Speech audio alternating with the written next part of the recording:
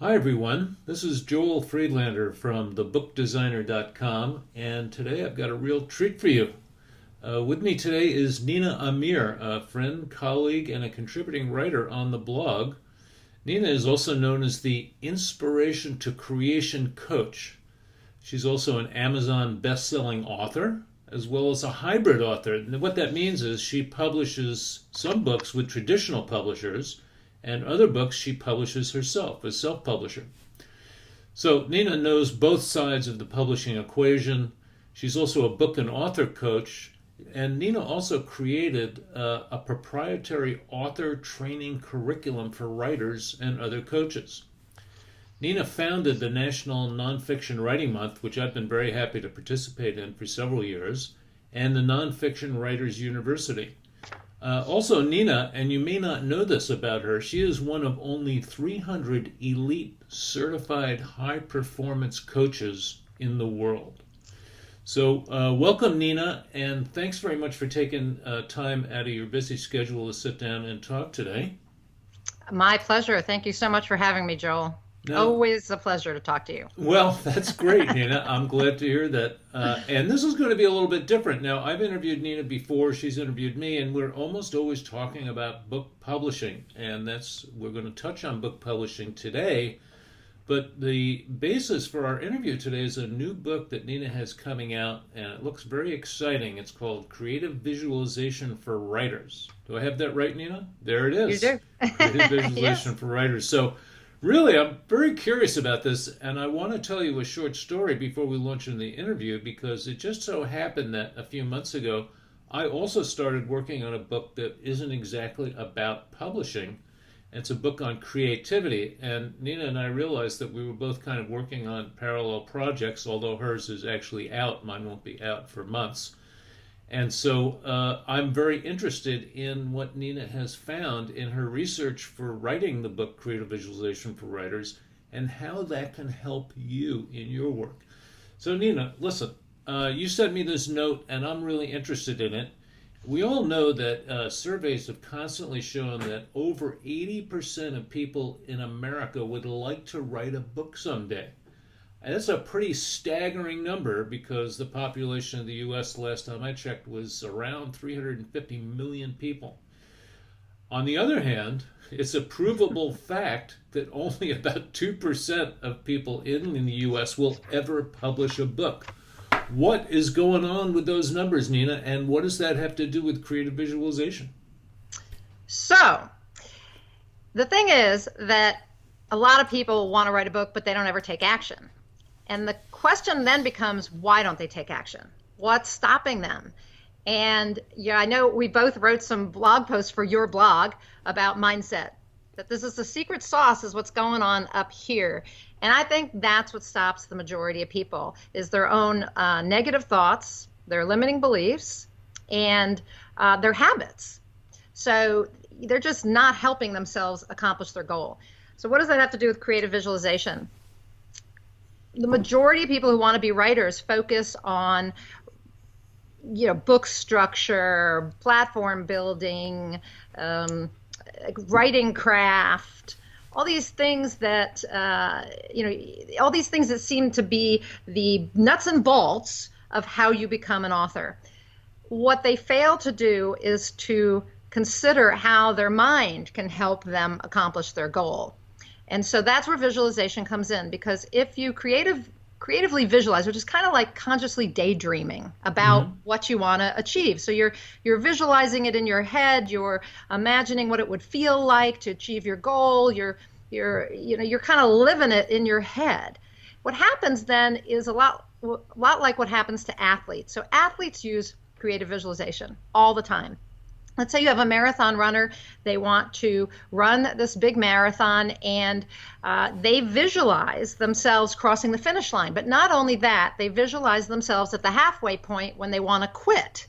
Their body's tired, they're finding it difficult to motivate themselves to keep going. And so they visualize that as well, getting through that and then crossing the finish line. As they visualize, their mind triggers their muscles in the exact same way as if they were running the race. And so they're conditioning themselves to be able to move through the middle point where it's tough and then make it to the end. It's the same thing for writers. If we visualize our goals, we're conditioning ourselves to get there, and we're helping our mind, our unconscious mind, kind of negate some of the negative thoughts, limiting beliefs, and instill in us this picture of I can do it, and the mind doesn't know the difference, so it helps us. Does that make sense? That's very interesting. Yeah, it does make sense, and it's very interesting, and particularly the part you mentioned at the end about limiting beliefs and negative mindsets, or whatever, however you phrase that. And I've written about mindset also, and it's a really hard topic I find sometimes to write about because it's kind of amorphous, and you kind of wonder whether people really understand what it is that you're talking about. But I was very much interested in that. In the help that creative visualization could give a writer to overcome limiting beliefs. I think a lot of people, we've often heard about writer's block or writers having trouble, sitting down, staring at a blank page or a blank screen, not knowing what to do, putting projects aside, sometimes for years at a time.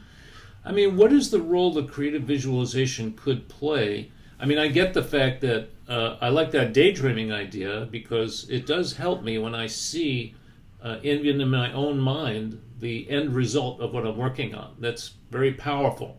But how could creative visualization help writers overcome their negative self-talk that is kind of endemic to writing when you spend a lot of time alone in a dark room?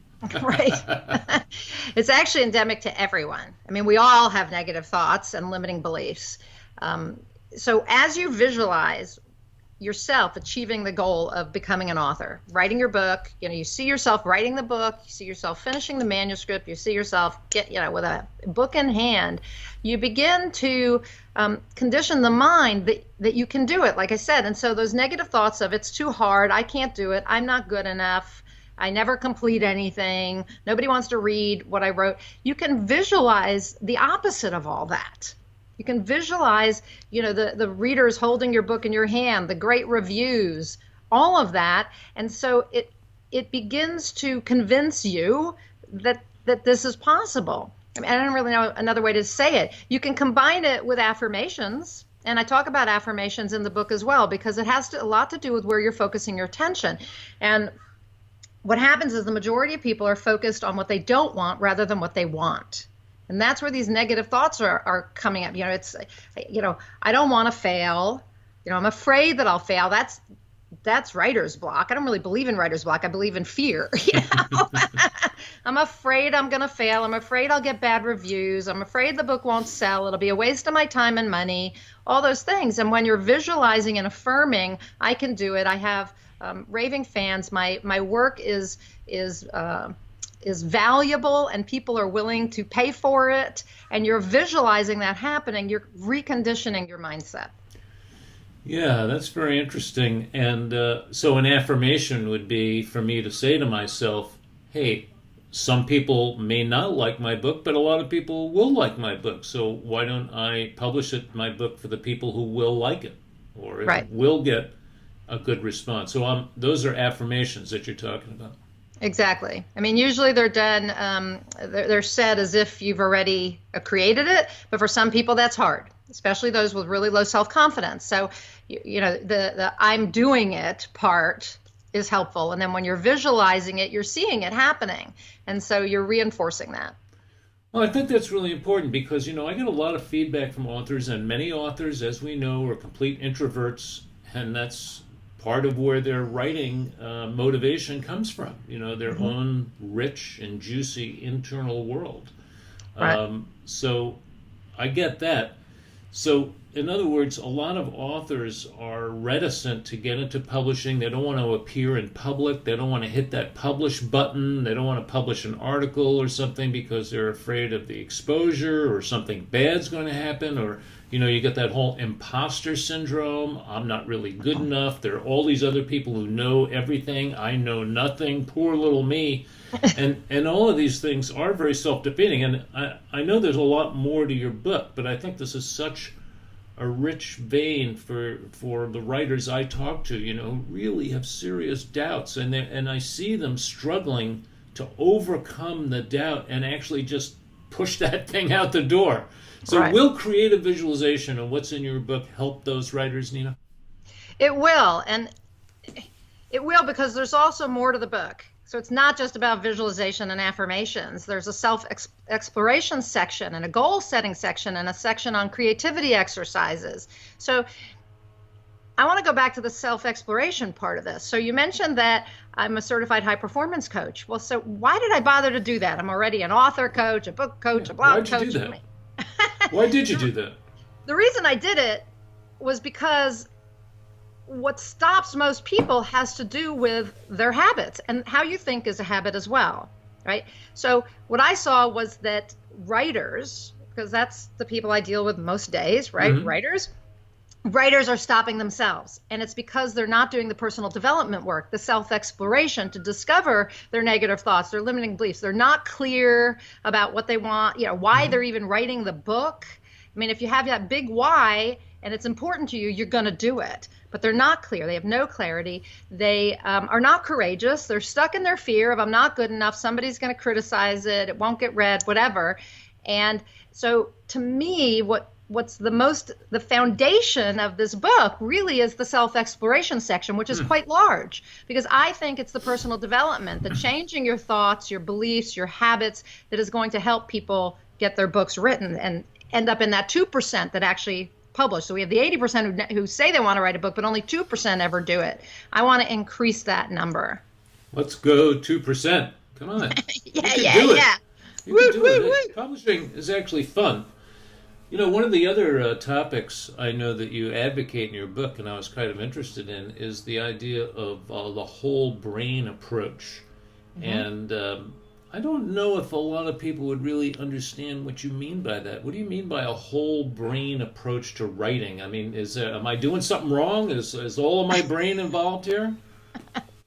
So, yes, your whole brain is involved. And that's the thing that studies have shown, that it isn't just left brain versus right brain. Yes, most of us have one side of the brain that we use more than another. It's our stronger side, right? So for nonfiction writers, it's typically their left brain, because that's the analytical side, right? The linear side, where it's the language side. So we're processing all that on the left side.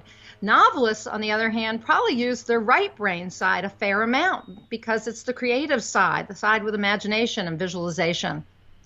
However, what scientists have shown is that, or researchers have shown, is that when you do things so that you're using both sides of the brain at the same time, you are more creative and more productive.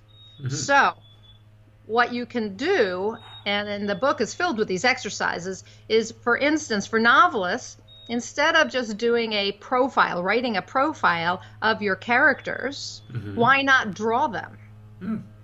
So that way you're activating the right side of your brain at the same time as you're being very analytical, right, on the left side, and saying, well, this is my character, and they were born on this date, and this is what they're like, and this is how they look, and this is their background. Instead, you draw a picture, right? And so you're drawing and you're using the visual side at the same time. Another thing to do is to you can put on music while you write, because that's activating the right side of the brain when you're using your language center on the left side of the brain. So it's an idea of trying to use both sides of the brain, at least, even if it's not exactly while you're writing, right? At least you're doing it when you're working up to that. So it's a matter of just trying to continually use the whole brain. So it's a whole brain approach. Listen, all of this, I find this very appealing, to be honest with you, like the idea of daydreaming, and that's a good thing. Hey, I'm into that. I love it. Although it does sound, creative visualization sounds a lot more like kind of structured or organized daydreaming, and nothing the matter with that. And using the whole brain, I mean, I think I do some things like that. I'm more likely to focus in on my senses. So, and I feel that brings in other aspects of my brain.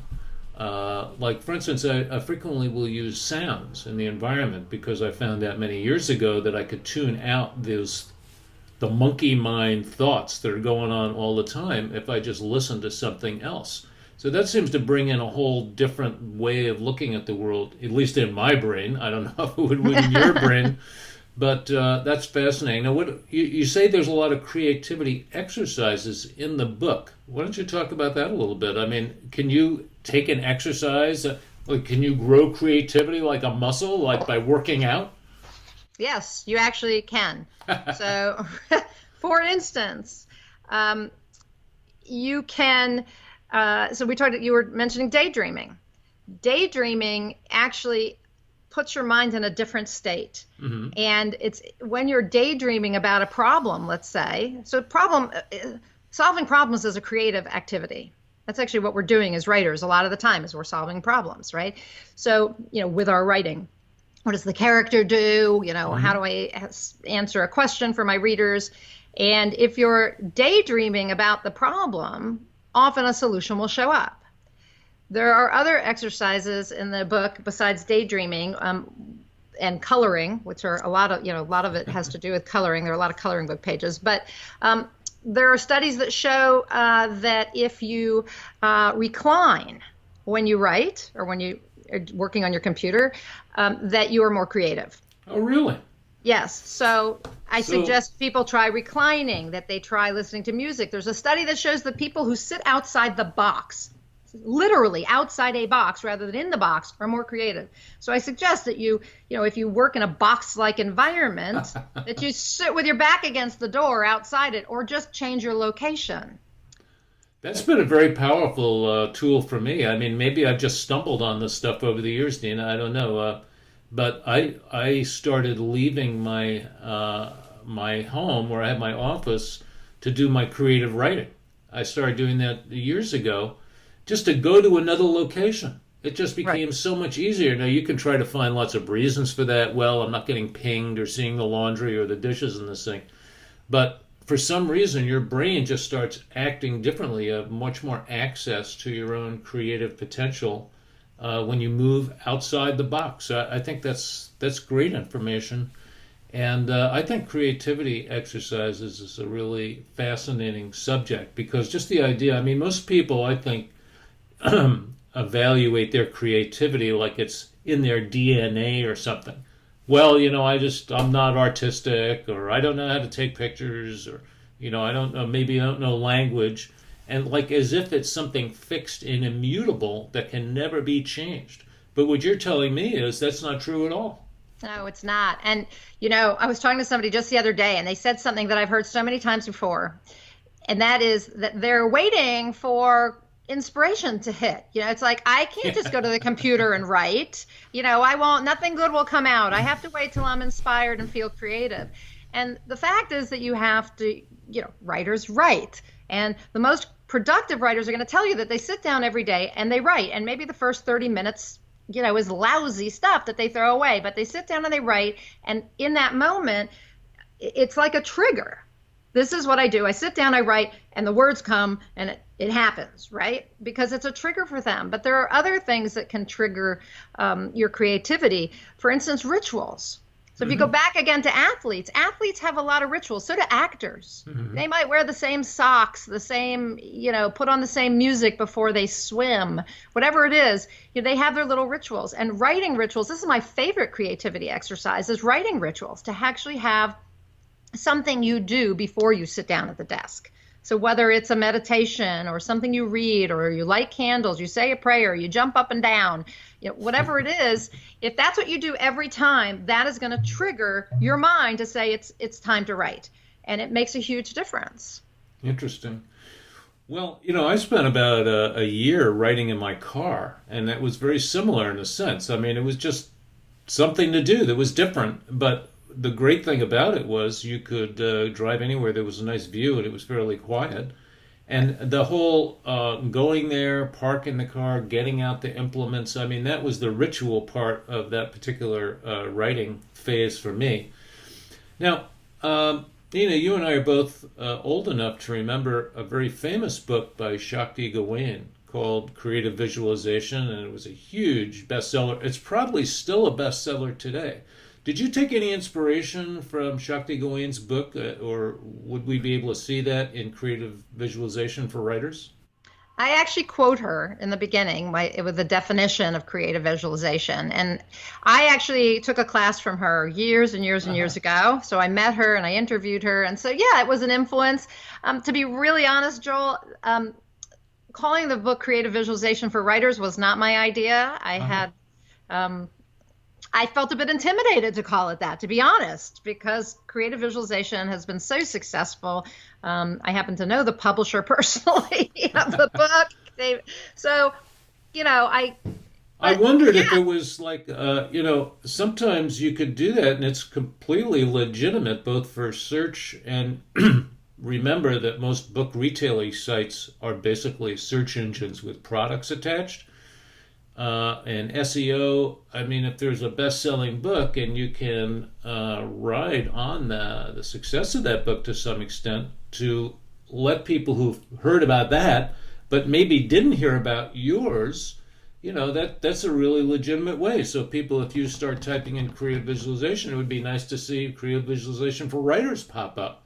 exactly. So maybe that's what your publisher was thinking, but since you're traditionally published on this book, we'll probably never know. So that's just Well, the way it is. yeah, the marketing guys actually were interested in the title as well. I had a conversation with them as well as the publisher. But no, I'm happy about it. And to answer your question, yes, there was some inspiration from creative visualization and that sparked this book. So, Although actually the other part that sparked this book is the coloring book mhm, trend. Because I saw that and I saw that people were self-publishing books on coloring books for writers. right. And just as an aside, I met my publisher at the BEA and I said, "Have you ever thought about doing a coloring book for writers?" And he said, "I was just researching that today." Good And timing, Nina. yeah, and we both agreed that we didn't want the book to just be coloring book pages. Writers don't have time for that. I wanted to inspire writers and help them actually get their books out, and that's what the book does. Okay, well, that leads perfectly into my next question because it seems to me a lot of what we're talking about here is in the like author mindset. That's kind of preparation, a way to condition yourself to go through the publishing process or writing and publishing your book. Or we're talking about character development, or we're talking about other kinds of efforts that writers put in to create a really good manuscript. Is there a way that creative visualization would work to help authors once they move into the publishing process? And obviously, I'm asking that because that's really where I pretty much focus a lot of my attention is Mhm. on the publishing process itself. So, is there any role there, or is it just really pre-publication? It's when you're a writer and you're sitting there developing your book and developing the nerve to go out there and publish it, promote it, and be passionate about it. No, there's a role in every aspect of publishing, and the book covers all of that. But I Tell us think that more. it's the same thing as what we talked about with the writing. If you're stuck writing, then um, you're stuck in the writing process, I guess you should say. The visualization is going to help you move through that because you're going to keep showing yourself movies of doing it, and that also inspires the action that goes with it. So it's the same with publication.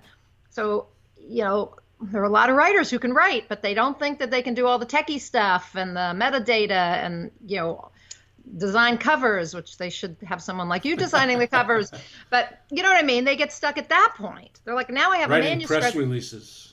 Press releases, if they want to be traditionally That's a good published, point. the book proposals, everything.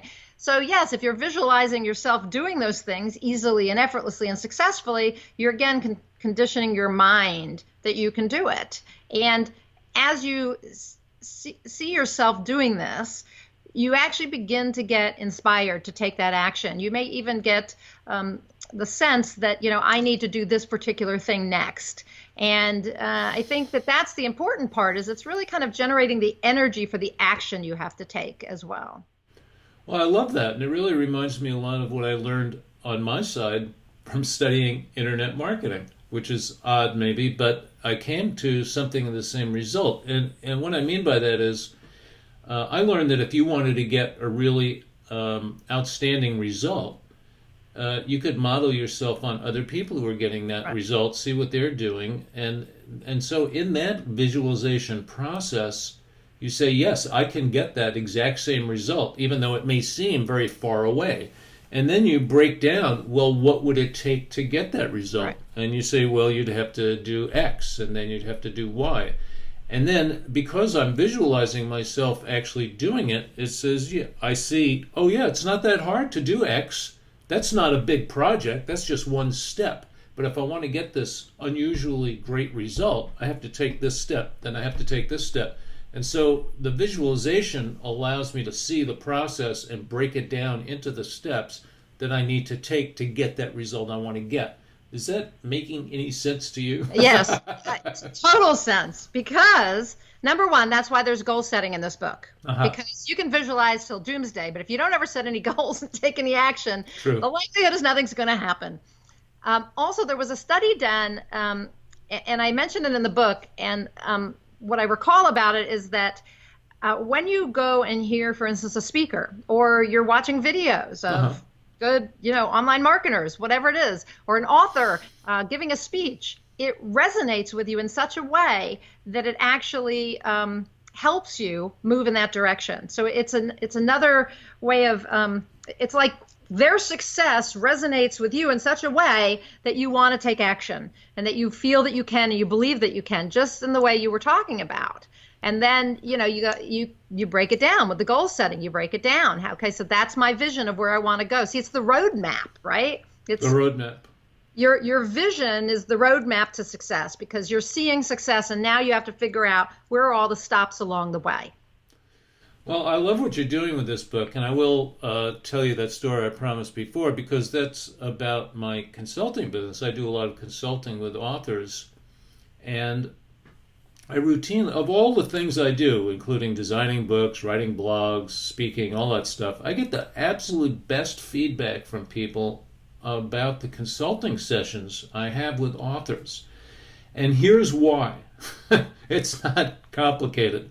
When I look at people send me their stuff, their website, their manuscript, the book cover, whatever it is we're going to be consulting about, I look at it, and they describe their project to me. What I see is them being successful.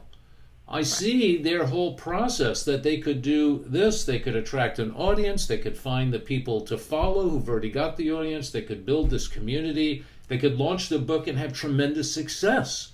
So I am actually in the position of giving them a visualization of their own success.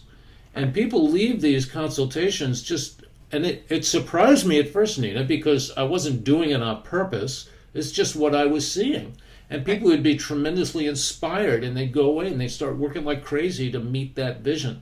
So I think that this whole idea of visualization is actually a very big idea. It's not, just a little thing you do. So we're coming to the end of our allotted time. Is there anything you'd like to say about this visualization process, or how big it is, or how big this actually really is? I mean, we're sitting here talking about developing a good manuscript for a book, but it's much bigger than that, isn't it? It has to do with every aspect of your life. You want more money, a better relationship, anything at all.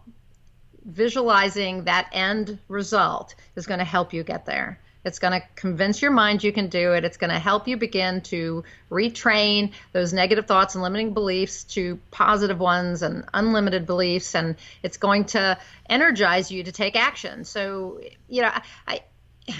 there are a lot of people out there who are probably going to say, this is a lot like the law of attraction. Well, I write about that too, because it is, but I don't believe that you can just visualize and, feel yourself having achieved your success and all those things and just have whatever it is drop in your lap. I do think the more you focus on things, the more you see them, you attract more of it. So if you're focused on, you want a blue Toyota, you're going to see more blue Toyotas out there. It's just the way it works.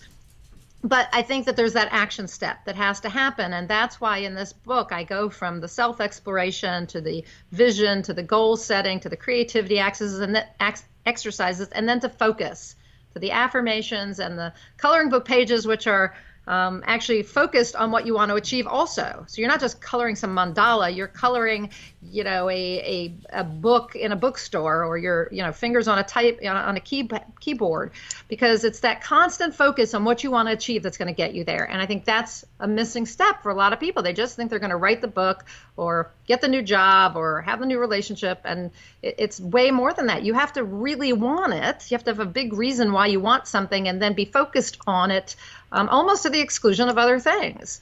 And that's how we succeed. The most successful people will tell you that. Well, that sounds right to me, Nina, because I mean, all the things that I've done that have actually worked out well have followed that basic pattern. You can visualize the goal, and then you have to break it down and see, well, what do I have to do Right. on my part to make this happen? So I'm really glad you published this book. Again, it's Creative Visualization for Writers, and it's got that great cover. I really like this cover. It really pops. Yep. And what's the subtitle? An interactive guide for bringing your book ideas and your writing career to life. Beautiful. Well, you're going to help many, many writers, and I know that has to be a great feeling. I'm going to put links to the book where you can find it below this video. So Awesome. It's been great talking to you, Nina. I wanted to find out more about what was in the book and your idea about how it would help writers, and now I have a pretty good idea, and I think a lot of writers are going to benefit from this. So anything else you want to say? Where should people go to find out more about you and your other books and programs? Thank you, Joel. They can go to ninaamir.com. That's NINAAMIR.com. And there you can click through to writing and publishing, blogging, personal development, any of those things. And you'll easily find my coaching programs. And of course, all the books are on Amazon. You can find them at booksbyninaamir.com. Makes it pretty easy to go to my Amazon page. And I think that's it, Joel. I just want to thank you, and I can't wait to see your book on creativity. Well, sure it'll be out, hopefully. Well, but probably it's going to have a 2017 date on it because we're just into that part of the year. But it'll be coming around, and maybe then you can interview me. That would be fun too. I would. Thanks again, Nina Amir, one of the writer's best friends. All the things you do help writers so much. I really appreciate that. So thanks for taking time out of your day, and thanks for all the viewers who took time out of your day to sit and watch. Again, I'm Joel Friedlander from thebookdesigner.com, and I will see you next time.